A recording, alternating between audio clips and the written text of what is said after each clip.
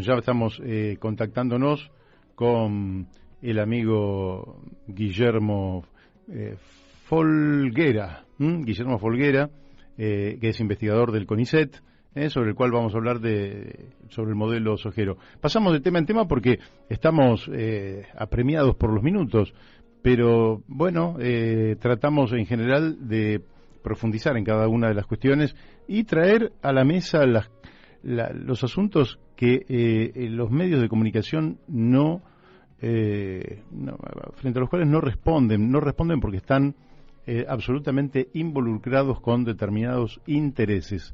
En el caso de esto que vamos a hablar, que es el modelo sojero, lógicamente tanto Clarín como La Nación, los grandes medios argentinos, están contaminados por los agrotóxicos.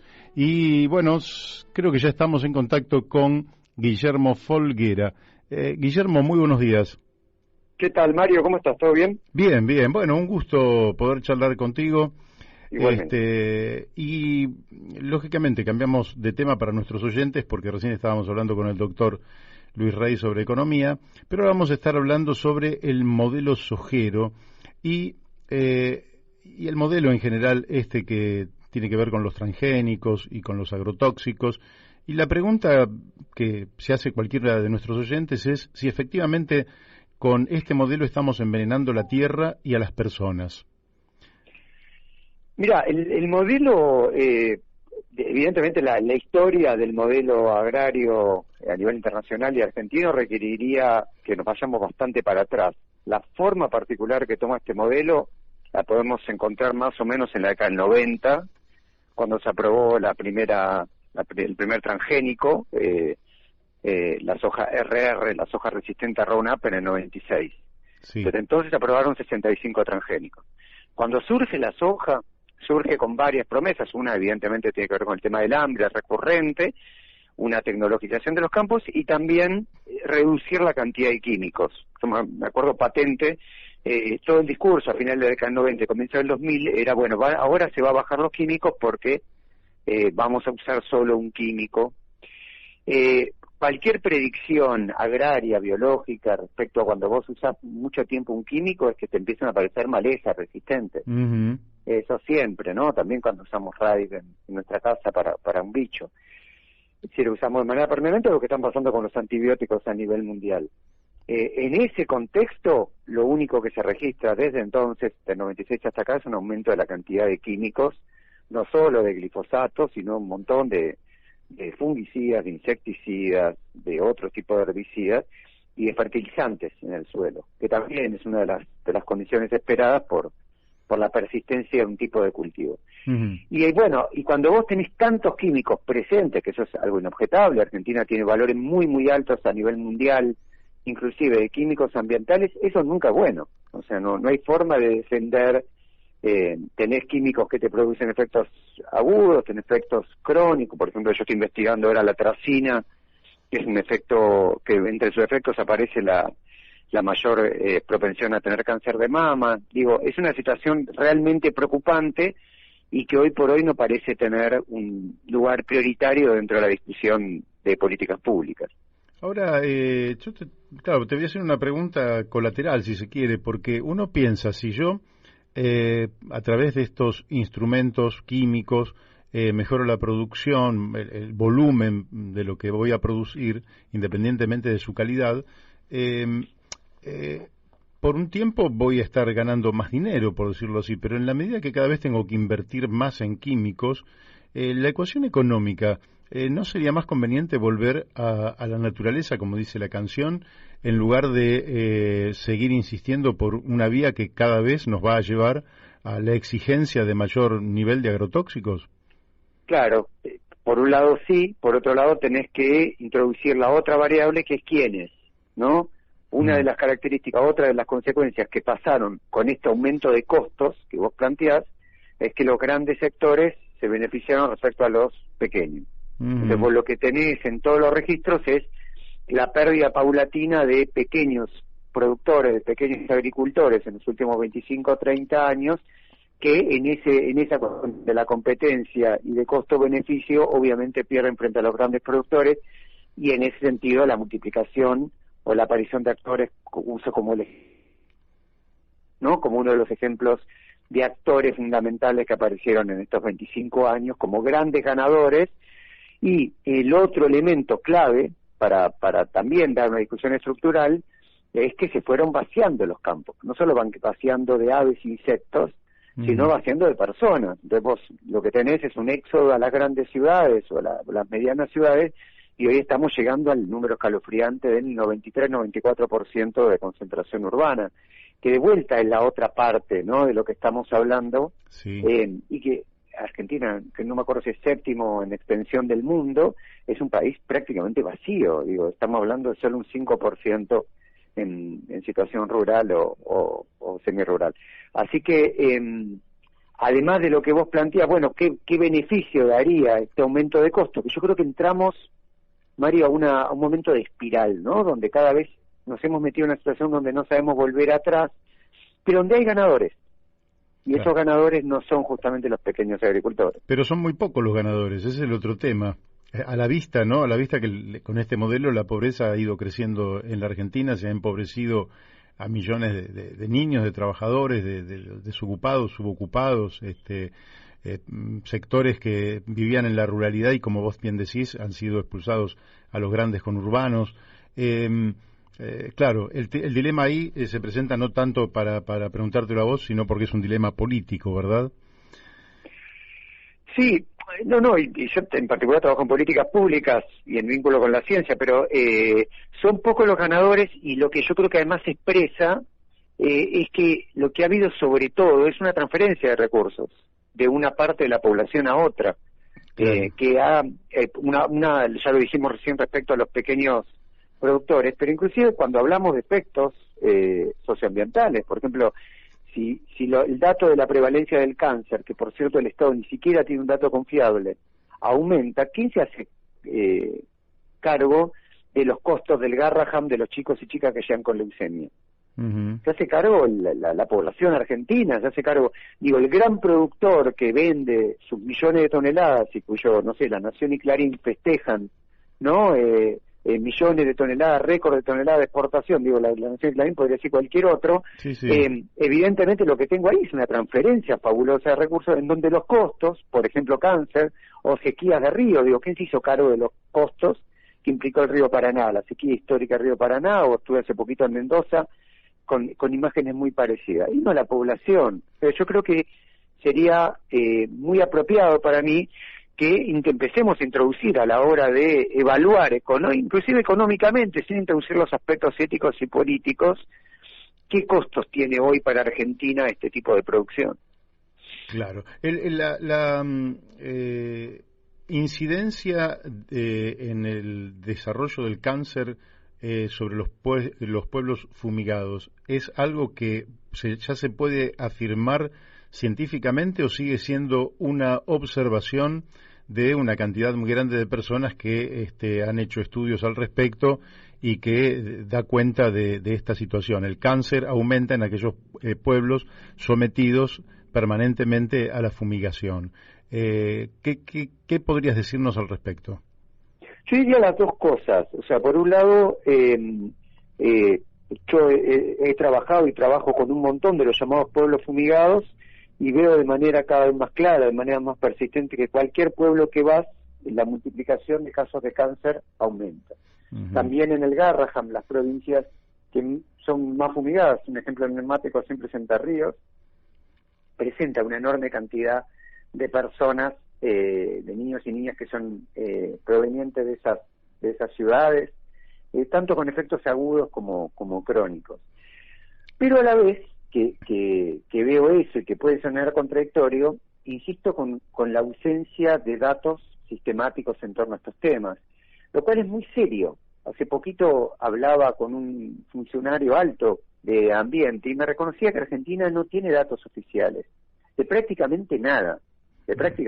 O sea, si yo voy, por ejemplo, Mario, me muevo el tema del cáncer, el tema de abejas, que también investigo, Argentina no tiene datos confiables respecto a la pérdida de abejas en los últimos 20 años, lo cual es gravísimo no solo en términos de lo simpático que puede hacer como un insecto, sino gravísimo en términos económicos, porque la abeja es la principal polinizadora, con lo cual es fundamental para la generación de frutos, es fundamental en términos ecosistémicos por ser el principal polinizador, y es fundamental en términos de producción de miel, que Argentina es tercer, cuarto productor de miel. Y vos decís, ¿cómo no tenemos datos oficiales respecto a eso? Bueno, yo creo que ahí hay una política activa, que este funcionario me reconocía que se desarmó durante el menemato en la década del 90 y nunca se reconstruyó, una política activa por no saber, por no tener datos oficiales. Si vos no sabés, es muy difícil aplicar políticas de prevención. Todo el desarme que se ha hecho de conocimiento, de inversión del Estado, por parte de un reconocimiento tanto de la salud como del ambiente, como de formas productivas alternativas, degradación de la tierra, uso de agroquímicos, agrotóxicos por hectárea, etcétera, ese desconocimiento que tenemos termina siendo muy propicio para que la concentración, para que los grandes intereses se multipliquen y que no se hagan cargo de los daños. Habría que hablar con Marco Labaña sobre ese tema para que el INDEC tome sobre sus espaldas la tarea de medir todas estas cuestiones que vos estás planteando, porque efectivamente no se puede vivir en la oscuridad total y en la ausencia total de datos, porque creo yo que efectivamente no hay un solo dato confiable en nuestro país.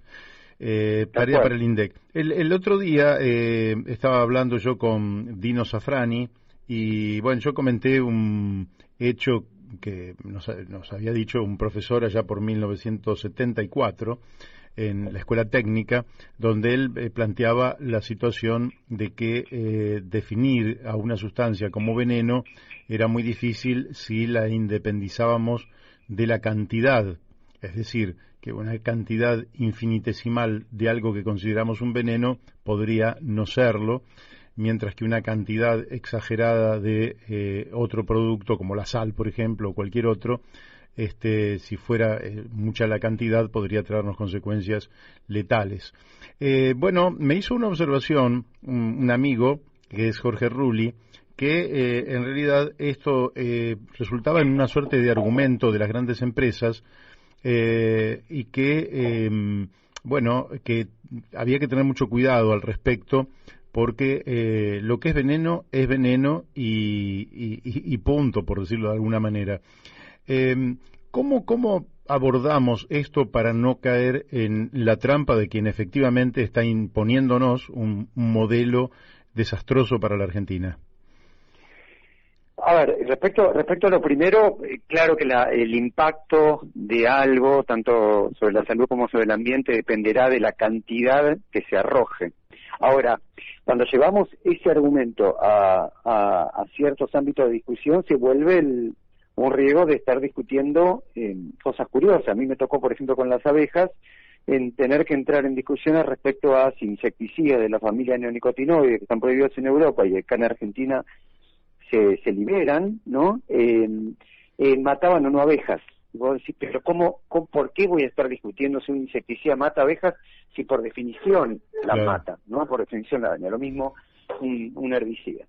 Y yo creo que ahí el gran riesgo que tiene todo esto, yo creo que hay dos grandes riesgos. Uno, no comprender que no hay forma que cuando estemos hablando de estas formas productivas tan altamente concentradas, tan extensivas y tan intensivas en cuanto a lo que producen, no hay forma que todo ese conjunto de químicos no generen efectos ambientales y sociales. Lo que pasa, esto digamos, de vuelta, ¿no? Alguien puede decir, pero esto se sabe en Argentina. Yo de acá voy a otra entrevista que hice con Guillermo Haidt, uno de los responsables de SENASA, y de la parte de agroquímico. Guillermo Haidt en un momento me dijo, SENASA no se rige con el principio de prevención-precaución. Dijo, SENASA se rige con el principio de costo-beneficio. Y hoy estos químicos nos generan más beneficios que costos. Esto me lo dijo un funcionario alto de SENASA. Bueno, yo creo que está incumpliendo los deberes de funcionario público porque la cuestión precautoria está en la Constitución Nacional.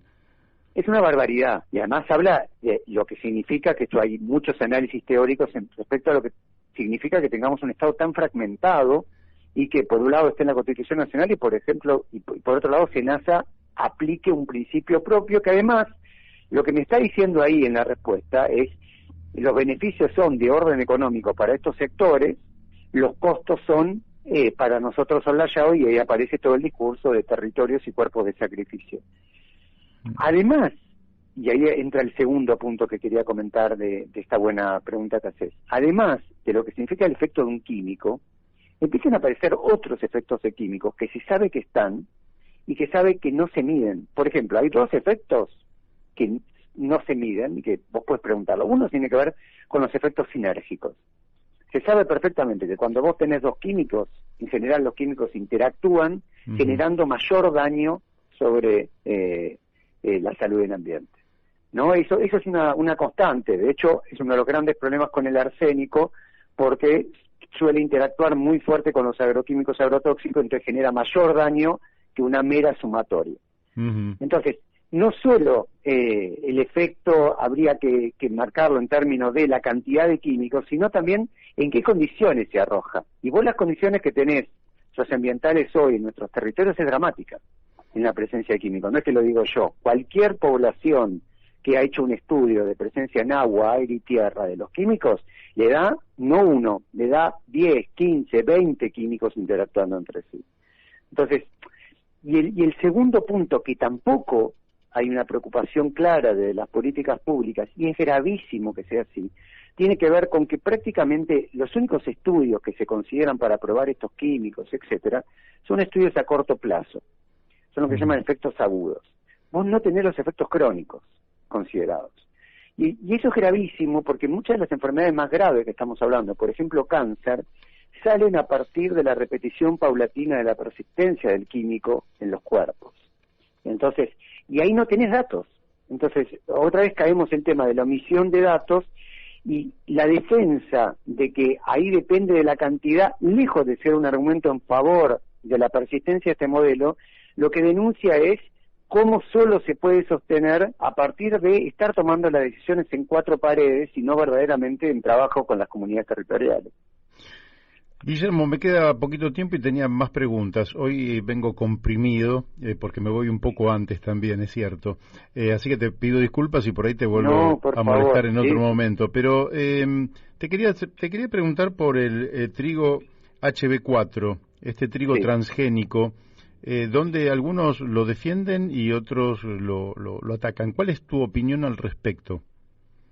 Y yo al trigo HB4 le veo al menos 5 grupos de objeciones que no veo bien resueltas, digamos. Primero es la pregunta quizás inicial es, ¿Argentina necesita un trigo HB4? Yo acá no he conseguido claramente una respuesta. En este sentido, porque otra vez digo, ¿a quién va a favorecer el trigo HB4? El trigo HB4 tiene dos características asociadas. Tiene la tecnología HB4 y tiene asociada un herbicida muy tóxico que es el glufosinato de amonio. La tecnología HB4, y acá yo escuché a uno de los grandes accionistas de Bioceres, que es Héctor Huergo, responsable del grupo, de la parte agraria del Grupo Clarín, decir, bueno, la idea del trigo HB4 es avanzar sobre el noroeste argentino. O sea, lo que quieren básicamente es correr la frontera agrícola para el noroeste. Esa es la idea de la tecnología HB4 y esa es la idea del trigo HB4. ¿Eso es una buena noticia en términos socioambientales? Para mí es pésima. O sea, no hay, estamos hablando de ambientes muy estresados, muy débiles, muy frágiles, y cualquier extensión sería dramático. Siempre, por supuesto, se dice, bueno, acá nos va a generar réditos de millones de... Bueno, la verdad es que no, como vos planteabas, a 25 años de empezado los transgénicos, lo único que tenemos es mitad de la población bajo la línea de la pobreza y registros históricos degradados. Además de lo que estamos hablando de la tecnología HB4, aparece el herbicida glufosinato de amonio, que los que han impulsado el proyecto dice que no se va a usar cuando el glufosinato de amonio, yo me acuerdo de conversaciones con Andrés Carrasco en el 2012, donde Andrés ya me alertaba, me dice, están viniendo por el glufosinato de amonio por la multiplicación de maleza. Fíjate que la promesa es otra vez que no se va a usar. A estos dos grandes grupos de objeciones aparecen las mismas que estuvimos hablando antes, que aparecen que en general estas cosas tienden a aumentar la concentración y propiedad y uso de la tierra.